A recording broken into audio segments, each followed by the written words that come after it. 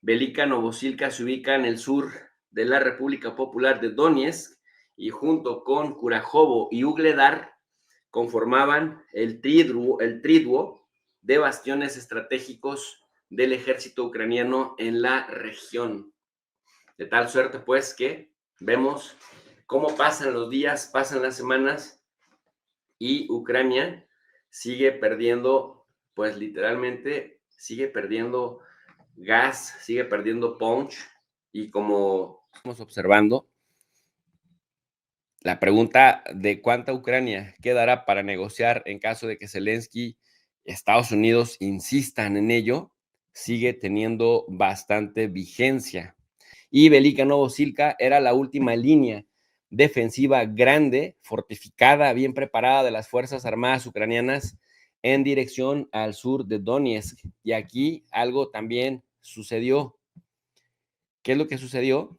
Pues que la mayoría de los soldados de la brigada 110 ucraniana quedó atrapada en este estrangulamiento que hizo Rusia. Aquí se ven imágenes ya de soldados rusos y también de soldados de Donetsk, pues en la parte superior del ayuntamiento de Velika Novosilka, ya ondeando las banderas, señal de la captura. Bueno, decía que miembros de esta brigada han quedado prácticamente a la deriva, han quedado prácticamente, pues sí, solos, y una de dos, o los eliminan por completo o los hacen prisioneros de guerra, y como prisioneros de guerra se utilizarían para ser intercambiados por prisioneros de guerra que las fuerzas ucranianas tengan en su poder. Y solamente algunos pocos, dicen los reportes, algunos pocos pudieron escapar. Velika Novosilka, pues, es aunque en términos demográficos hay que mencionarlo, no es tan importante porque no pasaba de 6,000 habitantes, es muy importante en términos de interconexión, de vías de transporte, de vías de comunicación y también en términos de logística, puesto que desde ahí se distribuye armamento, alimentos, ropa para las tropas ucranianas en el asedio desde 2014 hasta 2022 hacia la República de Donetsk, hacia la población rusoparlante. Formaban bastiones estratégicos del ejército de Ucrania en la región y esto hacía de Velika Novosilka pues estratégico también por su cercanía con Zaporozhye y con la región de Dnipropetrovsk, que también, bueno, sirvió como ese estado o este oblast pivote para proveer a las fuerzas ucranianas, por eso le dicen el hub logístico importante. Cabe señalar también, cabe señalar que en Ucrania no le están dando tanta importancia a esta noticia, por lo menos no desde el punto de vista mediático. Pareciera que no hubiera ocurrido pues nada importante.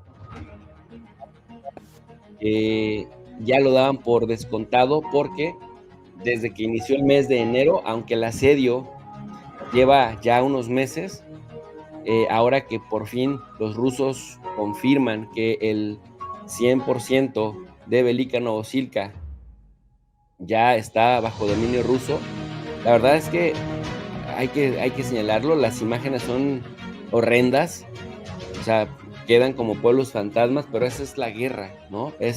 Se le enchina uno la piel de ver los techos destrozados, los edificios fantasmas, eh, se pone a pensar uno en lo que pudo haber ocurrido ahí, el sufrimiento que pudo haber ocurrido, y justamente vuelves a entrar en razón de lo que es la importancia de la política, la importancia de la negociación para evitar justamente que se llegue hasta este tipo de escenarios.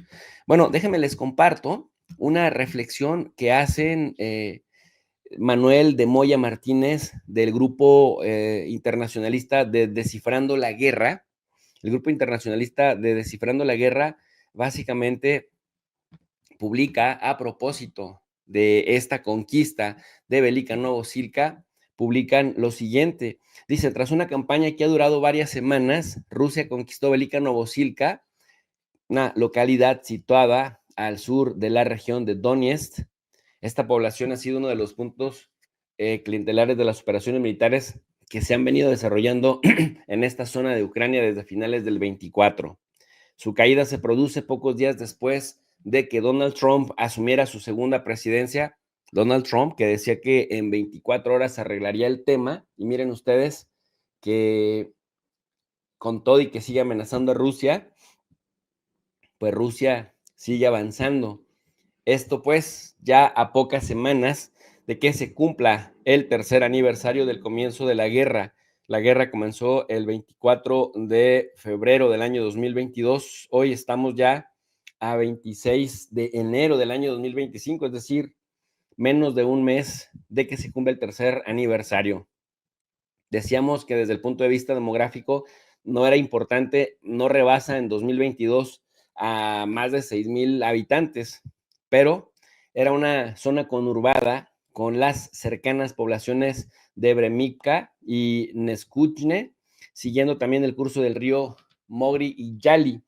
En ese sentido, esto aquí vale la pena señalar, hacer una especie de parada técnica para explicar, para señalar que la importancia de estas ciudades o de estos pueblos pequeños, pero que forman parte de zonas conurbadas, es justamente su capacidad o su ubicación para de ahí permitir lo que se conoce como las estrategias pivote, es decir, que sean puntos desde los cuales las estrategias que se lanzan, los proyectos que se lancen, tengan un alcance mayor, es decir, que esa ciudad en sí no es el fin, sino es el medio para llegar más lejos.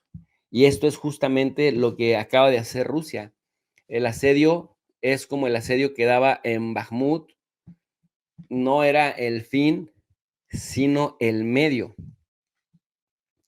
El problema, ahora sí, me parece que se les complica todavía más porque, pues miren ustedes esto que les voy a mostrar. Velika Novosilka, pues, ya está en manos de Rusia y es un hecho. Desde acá nos dice también Manuel de Moya Martínez de Descifrando la Guerra acerca de esta captura de Velika Novosilka, que su importancia radica en su condición de nudo de comunicaciones en el que se bifurcan varias carreteras.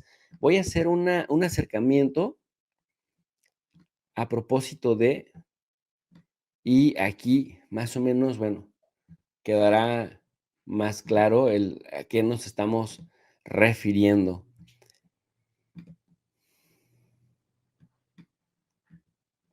Todavía el 25, todavía se veía la pincelada, la media luna, hoy ya se ve la conquista total de Velika Novosilka. Bueno, su importancia radica más en su condición de nudo de comunicaciones en el que se bifurcan varias carreteras, circunstancia que ha supuesto que sirviera de base logística para el ejército de Ucrania. En Velika Novosilka tuvo pues lugar el relevante papel del ejército ucraniano durante la contraofensiva en Zaporozhye en 2022 y después una contraofensiva en Zaporozhye también del 2023. Le causaban ahí retrasos al ejército ruso y por eso el ejército ruso pues también la tuvo que poner en la mira. A finales del año 2024, la situación de la localidad también había cambiado drásticamente por los avances del ejército ruso en la zona y de ser una base logística ubicada en la retaguardia, pasó a convertirse en una posición situada casi en primera línea del frente. Durante diciembre de 2024, los avances de Rusia llevaron al corte de las dos últimas carreteras que enlazaban Velika Novosilka con la retaguardia ucraniana, es decir, le cortaron la circulación y por lo tanto si le cortan la circulación ya no puedes proveer artillería, ya no puedes proveer recursos, ya no puedes proveer armas.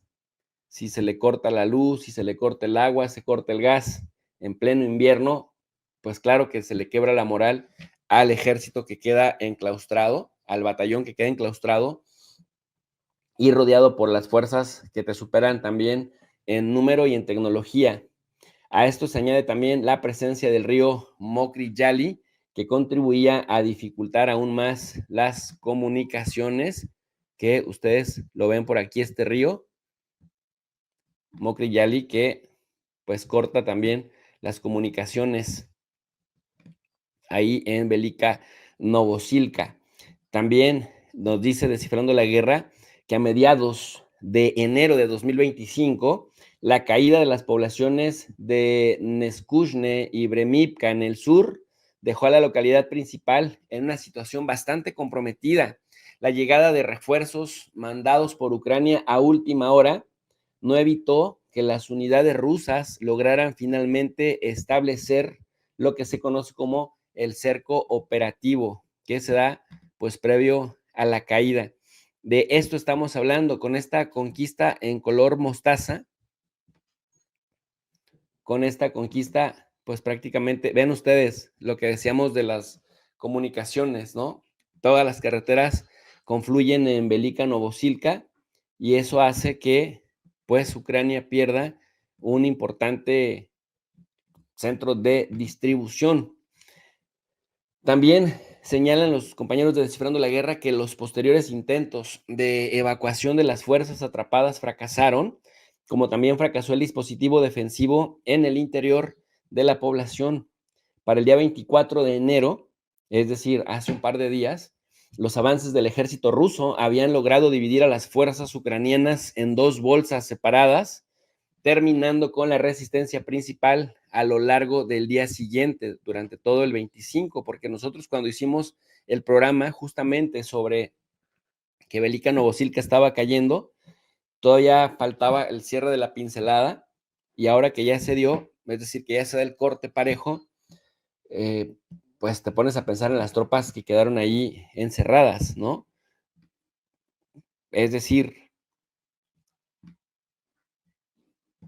o negocian con ellas o prácticamente va a suceder lo indecible. Bueno, también señalar que la pérdida de Velika Novosilka agrava la situación de las Fuerzas Armadas de Ucrania en la parte sur de la región de Donetsk, cuya conquista por parte de Rusia abre la puerta, o por lo menos el 100% de la posibilidad, vamos a ponerle un 99%, de entrada a la región de Dnipropetrovsk, que también pues está ahí, pero una cosa de Dnipropetrovsk no tiene esta capacidad, no hay ciudades fortificadas como en el Donbass. Déjenme les muestro de qué estamos hablando. Miren ustedes, esta ciudad que se llama Temirivka hace parte de Zaporozhye, pero ya todas estas, Zaporizhzhia, Ternovke, Malivka, vean ustedes, ya es Dnipropetrovsk.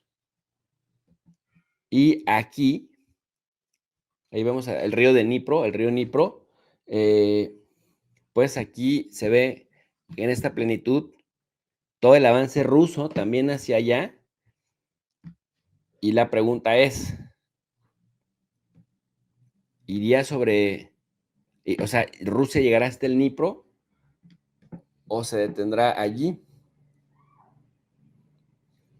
Pues yo creo que mientras Zelensky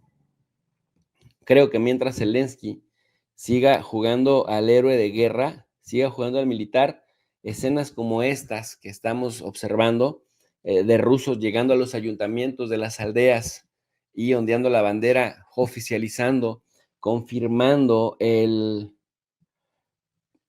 pues la llegada de cada vez más tropas rusas a diferentes localidades, va a ser más común de lo que nos imaginamos. La pérdida, pues, de Velika Novosilka agrava la situación de las fuerzas de Ucrania porque deja expuesta también al Oblast de Dnipropetrovsk, en donde no hay tantas fortificaciones como Velika Novosilka, como Ugledar, como Bakhmut y como Pokrovsk, que Pokrovsk es un hueso bastante duro de roer.